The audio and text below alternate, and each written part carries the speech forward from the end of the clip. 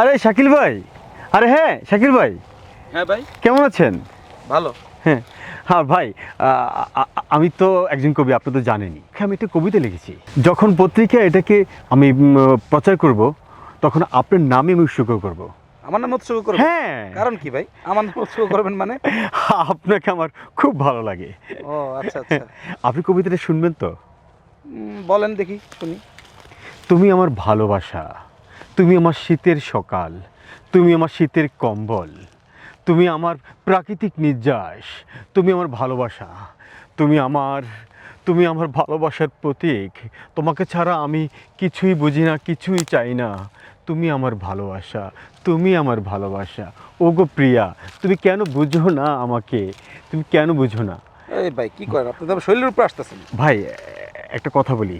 হ্যাঁ বলেন। আপনার কাছে 10টা টাকা হবে? ও আরে মিয়া, আপনি 10 টাকার লেগে কবিতা শুনালেন মিয়া আমারে? না না না, আমি হচ্ছে চা খাবো তো, তাই আর কি। ভাই এই যে এই বাংতি 60 টাকা আছে ভাই। ইটস ওকে, ইটস ওকে, এটা দিয়ে রং চা হয়ে যাবে। রং চা হয়ে যাবে। থ্যাংক ইউ, আরে মিয়া। ধন্যবাদ, ভালো থাকবেন। আচ্ছা। তুমি আমার ভালোবাসা, তুমি আমার শীতের সকাল, তুমি আমার শীতের কম্বল, তুমি আমার প্রাকৃতিক নির্যাস,